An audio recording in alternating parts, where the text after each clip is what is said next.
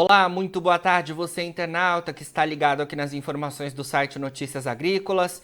Estamos de volta com os nossos boletins, agora para falar sobre o mercado do petróleo. Mercado que sobe aí nas últimas duas sessões e a gente vai entender um pouco mais sobre o que tem motivado essas altas no mercado e também falar um pouco mais sobre o cenário de combustíveis internamente aqui no Brasil, principalmente em termos de diesel. Para isso, eu converso então agora ao vivo com o Bruno Cordeiro, que é analista de energia da consultoria Stonex. Bruno, boa tarde, obrigado por estar presente aqui com a gente, nossa primeira conversa do ano de 2023. Boa tarde, Anderson. Obrigado pelo convite aí.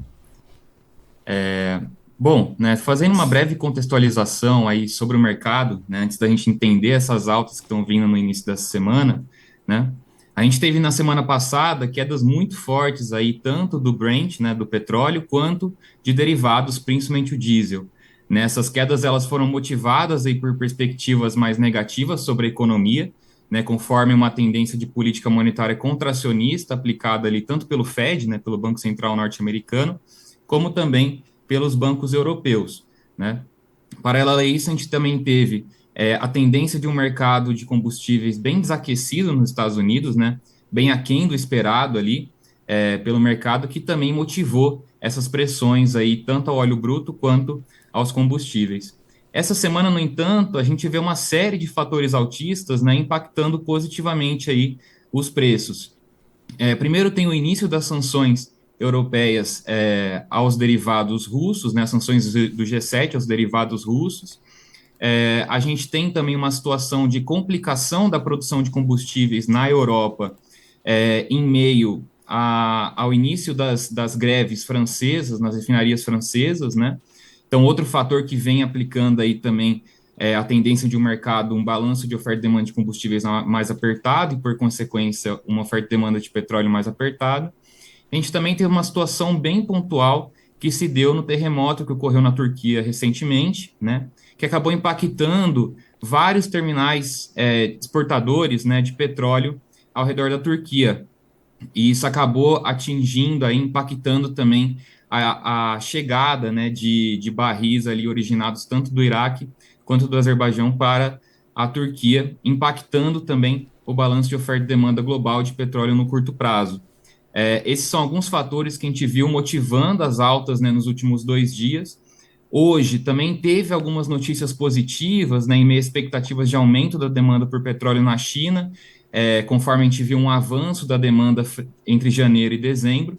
Então a gente tem situações aí em que a gente está vendo a terceira sessão em alta do petróleo, né?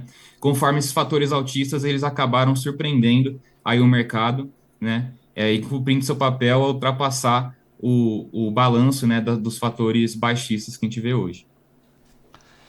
Bruno, nós tivemos também aí recentemente aquela decisão da OPEP, né, e aliados em relação à continuidade das restrições na produção, né? Isso também de alguma forma o mercado acompanhou nos últimos dias? Sim, foi outro fator que, ao contrário do que a gente observou antes, né, teve um impacto baixista na semana passada. Por quê? Era esperado que a OPEP ela se movesse de modo a reduzir ainda mais suas cotas produtivas, tá? Tinha uma preocupação de que ela fosse ainda mais agressiva, né? Então, só recapitulando, né, em agosto, não, perdão, em outubro de 22, a OPEP ela decidiu pela redução de 2 milhões de barris por dia dos seus limites produtivos. Essa redução ela se daria de novembro de 22 até setembro de 23, tá? Então ela ainda ocorre, né, a redução dessas cotas produtivas, e era esperado pelo mercado que houvesse uma redução ainda maior aplicada ao longo da última reunião da OPEP, né? Isso não aconteceu e isso acabou trazendo pressão aos preços do óleo bruto. No entanto, no dia de ontem, a gente viu a Arábia Saudita, né, que é a principal produtora ali da OPEP+, a gente viu ela aumentando os preços oficiais de venda do Arab Light, que é o principal petróleo comercializado por ela, né? A gente viu ela aumentando os preços de venda desse tipo de petróleo para compradores asiáticos. Ou seja, ela já mostra, e isso trouxe aí uma expectativa do mercado de que a Arábia Saudita observa um mercado muito mais apertado ali para o lado da Ásia, especificamente na China, né, conforme a gente vê a demanda chinesa crescendo aí no cenário pós-onda de Covid-19. Outro fator interessante também da Ásia é a Índia, né? A Índia, além de ter uma demanda aquecida internamente, né, ao longo de 2022, ela tem uma demanda por combustíveis muito aquecida. Existe a perspectiva de que essa demanda se mantenha aquecida frente às expectativas de crescimento muito acelerado do PIB para 2023, como também um aumento das exportações para a Europa, né, que se vê aí procurando novos fornecedores em meio ao início das sanções aos derivados russos. Certo. Bruno, um outro ponto que eu queria trazer para nossa conversa é relacionado aí à macroeconomia, porque nos últimos meses falava-se muito em relação às preocupações de uma recessão global, né? E como isso poderia impactar, claro, fortemente a demanda. E nesse período também a gente via, né, como você pontuou, o caso da China, que agora tem uma retomada, mas a gente via a China ainda naquelas restrições bastante severas, né, em relação à Covid. Agora me parece que essas preocupações em relação à recessão estão sendo menos comentadas do que nos últimos meses. Sua sensação é essa também? O que você tem visto em relação a isso, o impacto no mercado do petróleo? O que a gente está observando hoje, né, é realmente um embate entre fundamentos altistas e baixistas. Do lado do fundamento baixista, se dá essa expectativa de desaceleração da economia global, de fato, né, conforme a gente vê as economias centrais se mobilizando no combate à inflação através de medidas monetárias contracionistas, né. Então, tem uma tendência nesses países centrais de você observar uma desaceleração do crescimento econômico de fato. Mas o que acontece no mercado de petróleo é que as expectativas ao redor da Ásia estão muito altas, né? Então, primeiro, você tem uma expectativa de crescimento da demanda doméstica chinesa, né? Você tem uma expectativa de crescimento da demanda também vindo de fora, então da China conseguindo exportar mais combustíveis, conforme ela já aumentou suas cotas de exportação para 2023. E você também vê do lado da Índia uma economia muito forte, né? Uma economia que segue crescendo, que segue firme, resiliente, e que, portanto, tem expectativas de que esse consumo de derivados se mantenha muito aquecido por lá. Né? Querendo ou não, apesar das expectativas de aceleração da economia global, o que a gente observa hoje são mercados de combustíveis muito apertados, né? Tanto os estoques de diesel nos Estados Unidos quanto na Europa, eles operam ali muito próximo das mínimas históricas dos últimos 10 anos. E isso é um fator que vem entregando, né, vem entregando muita preocupação para o mercado, exatamente porque hoje tem o receio de qual momento será que vai haver uma recuperação dos estoques, tanto nos Estados Unidos quanto na Europa. No caso dos Estados Unidos, a gente já viu os Estados Unidos aumentando o fator de utilização das refinarias, então a gente vê eles consumindo mais petróleo de forma progressiva para conseguir atender essa restocagem de diesel, né? E no caso da Europa, a gente viu nos últimos meses a Europa expandindo muito as suas compras do diesel russo, se antecipando aí as sanções, né? E provavelmente a gente vai ver a Europa também expandindo as suas compras tanto na China quanto na Índia. Isso com certeza vai ter um impacto aí sobre o balanço de oferta e demanda de petróleo, e por isso que a gente está vendo os preços do óleo bruto se mantendo sustentados, né? E nessas três últimas sessões, no caso, mostraram isso, mostraram que o Brent ele segue operando em alta exatamente por esse receio sobre a oferta global. Né? A gente vê que a crise hoje não se dá na crise do petróleo, mas sim na crise do refino, né? Exatamente porque a gente tem situação de um aperto no balanço de oferta e demanda de alguns produtos refinados, principalmente o diesel, que seguem afetando as cotações do petróleo. Bruno, diante desse cenário, né, tivemos 3 sessões aí seguidas de alta, eu imagino que correções podem acontecer, mas você consegue dar uma projeção para a gente em relação aos próximos dias, ao decorrer ainda desta semana? Como é que você espera o comportamento do mercado diante de todos esses tópicos que você trouxe para a gente? Certo. Bom, como eu falei para vocês, né, a semana passada foi uma semana de queda muito brusca dos preços tanto do petróleo quanto de derivados, né? A gente vê essa semana chegando aí com vários fatores altistas.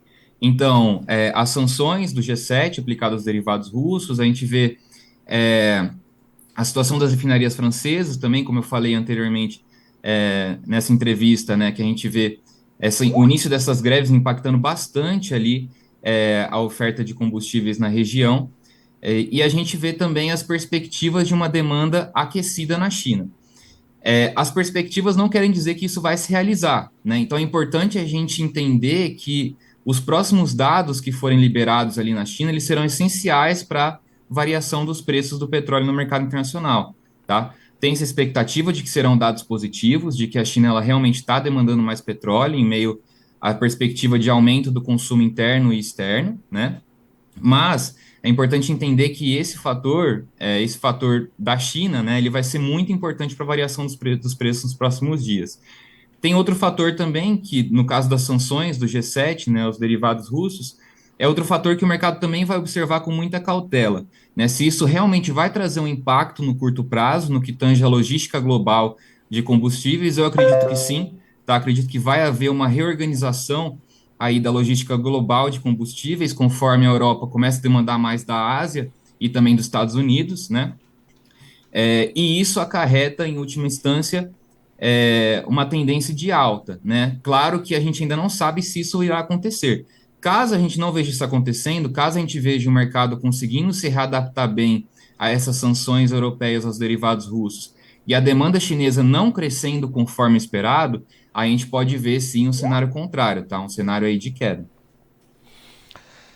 Bom, Bruno, vamos então falar um pouco mais sobre as informações aqui internas relacionadas principalmente aos combustíveis. Nesta semana, a Petrobras anunciou aí, né, uma baixa nos preços do diesel A nas refinarias, né, uma baixa até considerável de 40 centavos de real o litro, né, passando de 4,53 para 4,13. Queria saber de você como é que você vê aí essa divulgação, principalmente porque agora a gente tem tido essas altas, né, recentes do petróleo no cenário internacional. A gente sabe que a Petrobras tem adotado uma política, né, de acompanhar aí os preços internacionais, então a gente teve alta. Será que a Petrobras pode voltar a mexer nesses preços aí, ou ela deixou uma margem ainda possível para esse reajuste? Sim, então, essa queda, né, dos preços do diesel, ela já era antecipada também pela StoneX, nas nossas estimativas de reajuste, né, em meio às quedas que a gente viu, do diesel no mercado internacional, né. Então, entre o início do ano até ontem, o contrato mais ativo do LSD New Harbor, que é o contrato de diesel ali mais negociado, ele sofreu uma queda de mais ou menos 10,3%, tá? Paralelo a isso, a gente viu uma valorização do real perante ao dólar que acabou favorecendo também nessa queda aí, né, nesse reajuste negativo promovido pela Petrobras nessa semana, tá? Então a gente vê que essa queda é reflexo desses dois fatores, tá? Tanto a redução do diesel, a redução dos preços do diesel no mercado internacional, principalmente até a semana passada, tá? Como também essa valorização do real perante ao dólar. Ainda assim, a gente vê que mesmo com as mudanças que a gente teve aí no mercado, né, e mesmo com o reajuste da Petrobras, ainda tem espaço para uma leve redução dos preços do diesel, tá? Não é uma redução como a gente viu nessa semana, mas ainda tem um leve espaço. Mas o que acontece? A Petrobras, nos últimos meses, ela vem promovendo uma política, né, de aguardar um pouco mais para ver como o mercado ele reage diante aí a mudanças, né? Então ela diz que ela opera com mudanças através de alterações conjunturais do mercado e não através de mudanças estruturais e não conjunturais do mercado, perdão. Então a gente tem a situação de que a Petrobras ela pode estender aí o prazo para decidir essa mudança em meio à perspectiva de mudanças estruturais que venham ocorrer no mercado internacional, tá? Mas hoje a situação é essa, né? A gente ainda observa um espaço para uma leve queda dos preços do diesel, tá? E no caso da gasolina, Bruno, a gente teve recentemente também, né, um reajuste por parte da Petrobras. No caso da gasolina, segue essa mesma dinâmica que você trouxe do diesel? Segue com uma dinâmica um pouquinho parecida com a do diesel, tá? Não só o diesel caiu, como também o contrato mais ativo do Arbob, né, na NYMEX, ele também sofreu quedas bruscas aí desde o início do ano, tá? Então existe também uma perspectiva de redução, assim, quando a gente fala redução, é o reajuste necessário para chegar à paridade, tá? Então existe perspectiva de que haja uma necessidade de um reajuste negativo para que a gente chegue numa paridade entre os preços domésticos e internacionais. Tá? Então ele segue essa mesma tendência. Certo. Eu trouxe essa questão da gasolina também, né? Porque os produtores do setor sucroenergético aqui no Brasil estão bastante atentos, né, para as oscilações da gasolina em relação ao etanol, né, hidratado, que é utilizado como substitutivo da gasolina nas bombas. E há algum tempo já, né, o etanol ele está perdendo competitividade para a gasolina. Então, esse panorama aí em relação às perspectivas para a gasolina também é muito importante para o setor sucroenergético. Bruno, obrigado por enquanto pelas suas informações. A gente vai seguir conversando. Sempre que tiver novidades aí da Stonex, pode contar com a gente por aqui, tá bom? Eu que agradeço, pessoal, e desejo um ótimo dia aí. Bom dia para você também. Falei então aqui ao vivo com o Bruno Cordeiro, ele que é analista, né, de energia da consultoria Stonex, a gente trazendo todo o panorama em relação ao cenário do mercado do petróleo, mercado que tem avançado nas últimas 3 sessões lá nas bolsas internacionais, e é claro que isso impacta as diversas commodities, inclusive as agrícolas, né? O petróleo é uma importante commodity, matéria-prima para a produção dos mais diversos bens, para né, uso na logística, frotas. Então é muito importante a gente acompanhar as oscilações no mercado do óleo. Agora, na finalização dos nossos boletins, você fica com as nossas redes sociais. Siga a gente por lá para se manter atualizado sobre todas as informações do agronegócio brasileiro. A gente fica por aqui, mas daqui a pouquinho tem mais boletins ao vivo. A gente tem informações direto da FEMAGRE em Guaxupé, Minas Gerais. Virginia Alves está chegando. Fica por aí, a gente se vê.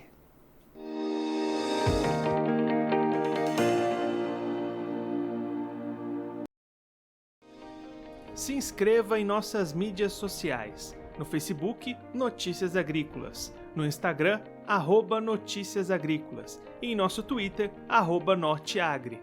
E para não perder nenhum vídeo, não se esqueça de nos acompanhar no YouTube e na Twitch, Notícias Agrícolas Oficial.